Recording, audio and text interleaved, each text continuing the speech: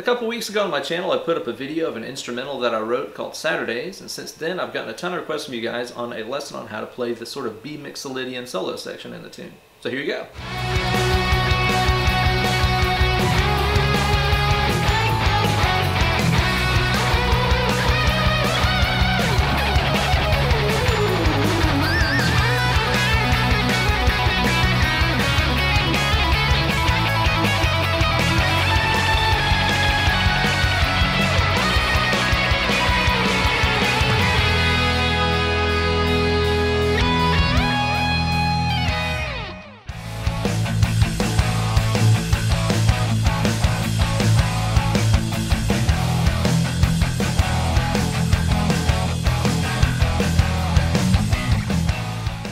Hey kids, and welcome to a brand new installment of Weekend Wankshop. Here's your good buddy, Uncle Ben. So first thing I gotta say is thank you guys so much for everybody who took the time to watch the video of the playthrough of the song, as well as a huge thanks to anybody that went on my Bandcamp page and purchased the tune. I really hugely appreciate that. If you guys haven't watched the video yet, be sure to go through my channel from a couple of weeks ago and check it out. And you can find my Bandcamp page with my original music on it over on benellerguitars.bandcamp.com.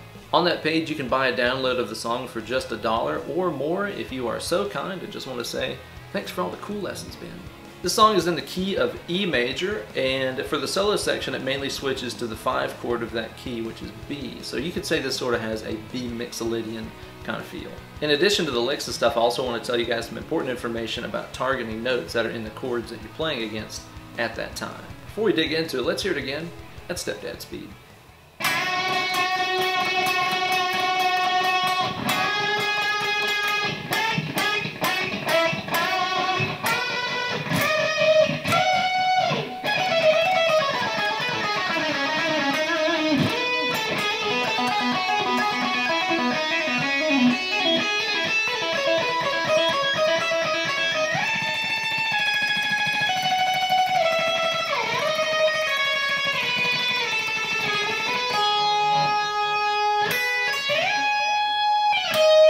And as always, you can find a full tab for this week's lick over on my Instagram page, so be sure to give me a follow over at Ben Eller Guitars. Find the tab for this week's lesson, learn how to play it, then upload a video of yourself shredding through it, along with the hashtag Weekend Wankshop.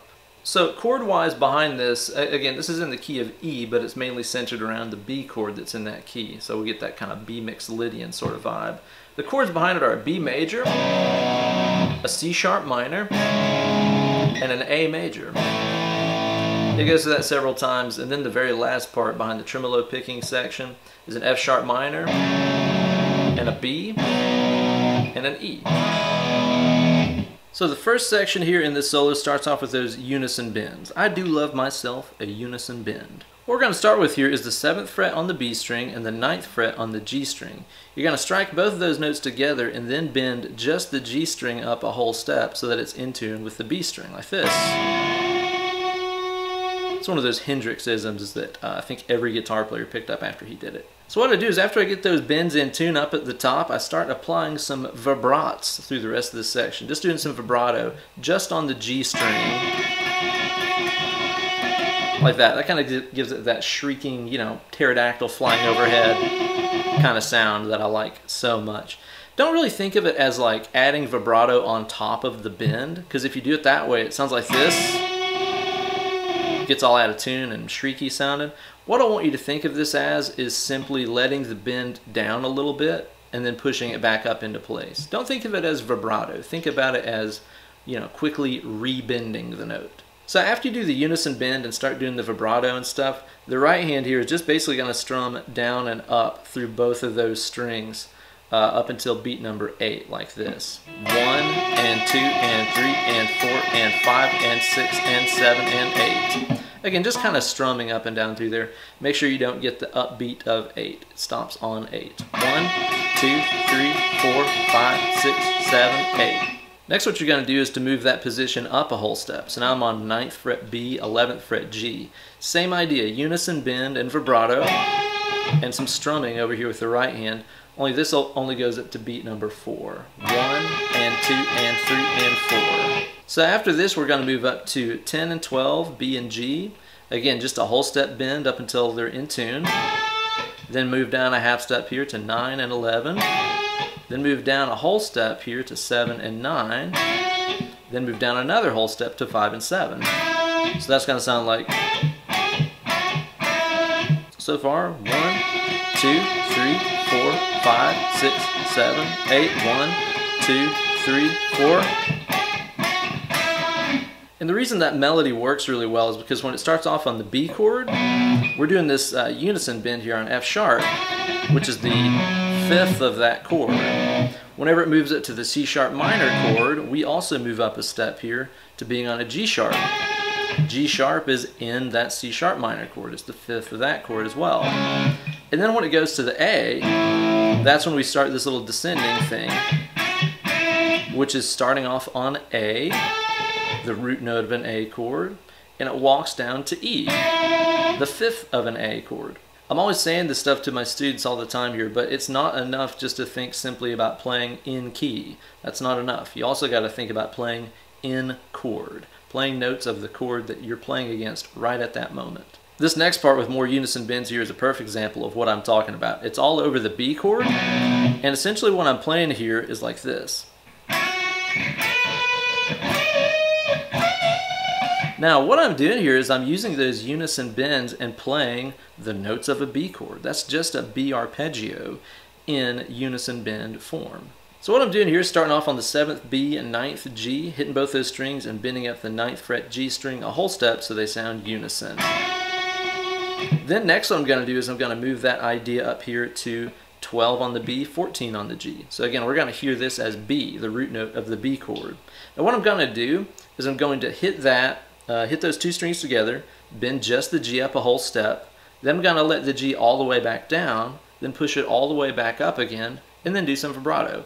So it's bend, let down, bend, vibrato. Do the same idea next on the 11th fret high E string and the 14th fret B string. So we're on a different string set now. And again, this is D sharp, which is going to be the 3rd of a B chord. This is all inside of that chord we're playing against at that time.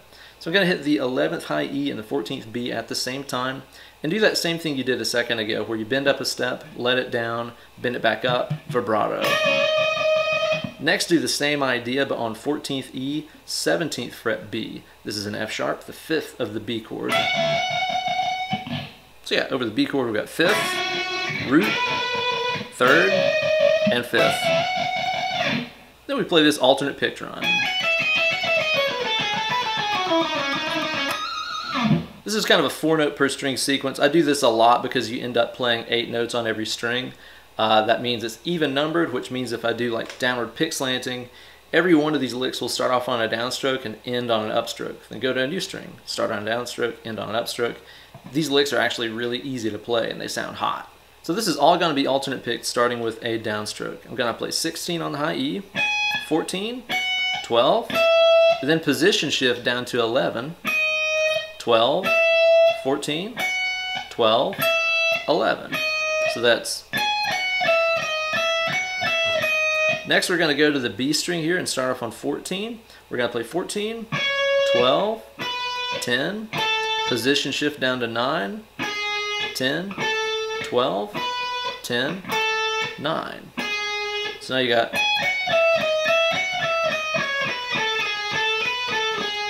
Next we go to the G here on 11, 9, 8, down to 6, 8, 9, 8, 6, and then ending on the 8 with a little pinch harmonic if you can grab one on there.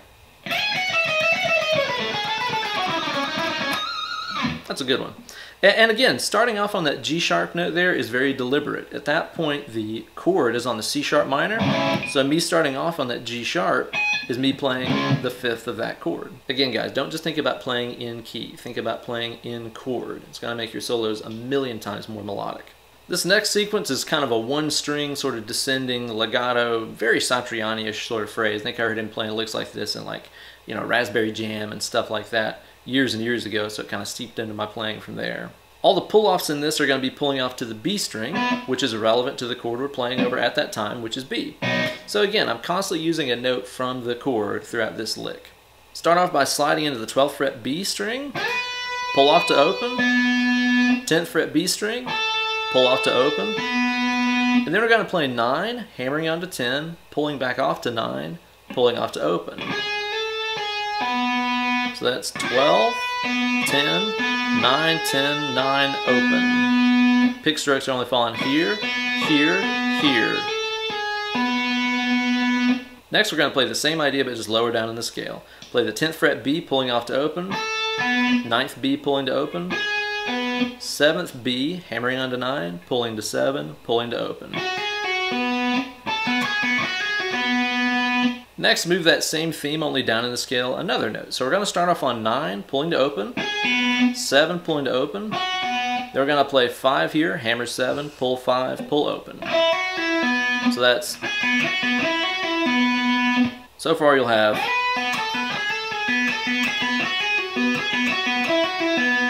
Then we're going to finish off the rest of that measure by playing 4, hammering 5, pulling 4, pulling open. And then the same idea but on 2 and 4. So I'm going to hit 2, hammer 4, pull 2, pull open.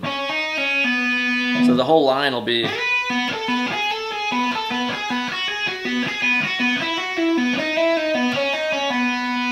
A lot of times when you're doing pull-offs like that on the B string, it's entirely possible to get a little, randy with that and accidentally strum the E string too.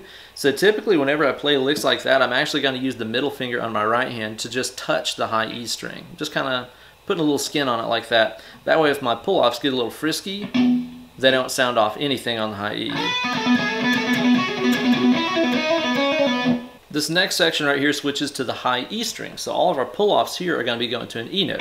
I chose that because this is where the rhythm guitar is playing C sharp minor, and E is a note in a C sharp minor chord. The B note is not in that chord, so it would have sounded a little bit foreign, to pull off to that. That would be a minor 7 of that chord, which is a little too yaz for this rock and roll tune. So on the high E here, we're going to start off by hitting 2, hammering 4, pulling 2, pulling open. Then do the same idea but on 4 and 5. So 4, hammer 5, pull 4, pull open. Then the same idea here but on 5 and 7. So pick 5, hammer 7, pull 5, pull open. So now you got... This next lick reminds me of something that you'd hear in like a solo by The Darkness. Like in I Believe in a Thing Called Love or something like that. So all these are going to be single downstrokes pulling to opens. I'll just call out the fret numbers so I don't have to keep saying pull off to open a million times. 9, 7, 9, 11, 9, 11, 12, 11, 9, and 11. So now the whole open string section should be...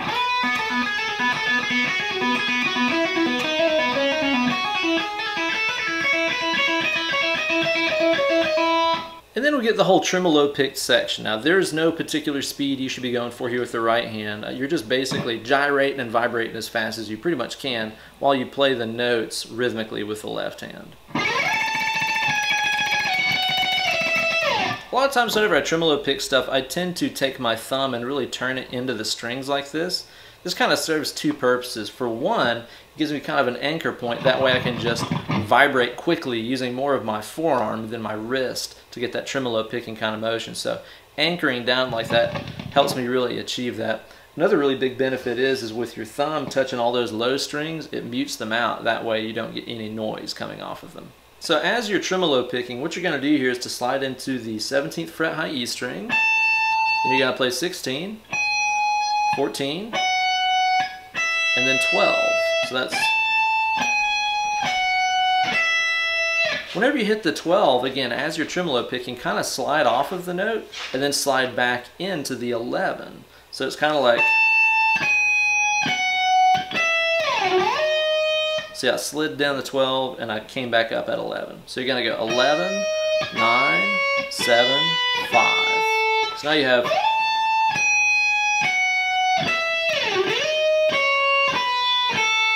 And then the last phrase right here, you're going to play 4, 5, 7, and then land on the 4. Now when you land on that 4, that's where the tremolo picking is going to stop. It's kind of tricky to time that if you've just been kind of, vibrating this whole time to make it stop when you land on just that one note. It's kind of tricky.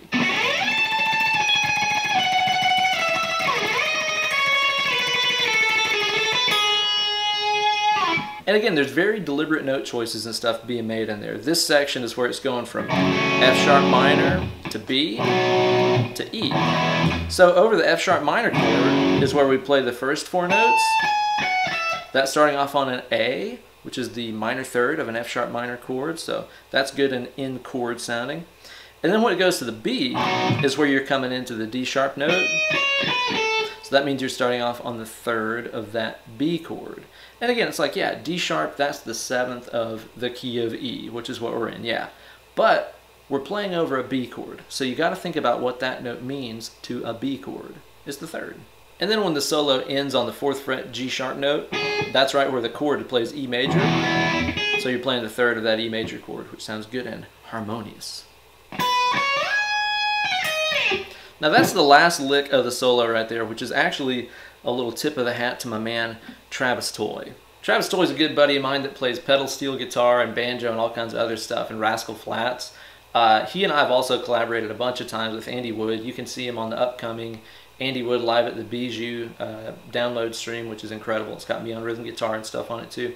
But Travis Toy is one of the biggest freak musicians I've ever known in my life. One of his trademark things that he does all the time that always cracks me up is at the end of a solo, he'll try to find a way to squeeze in that kind of signature lick from that old like surf rock song Sleepwalk by, who is it, Santo and Johnny or whoever.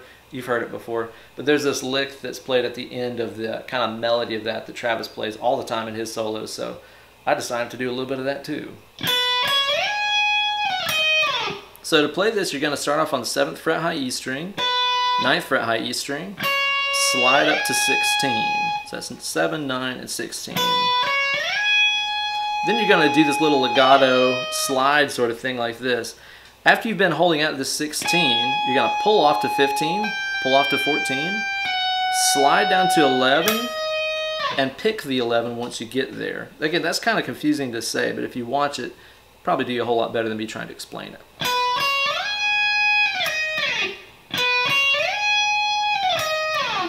And after you hit that 11, just be sure to slide off of it. So all together, you'll have your unison stuff.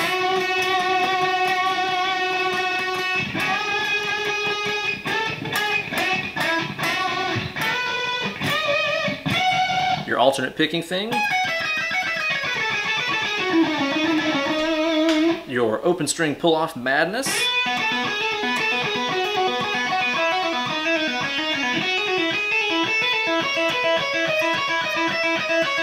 Then your tremolo picking.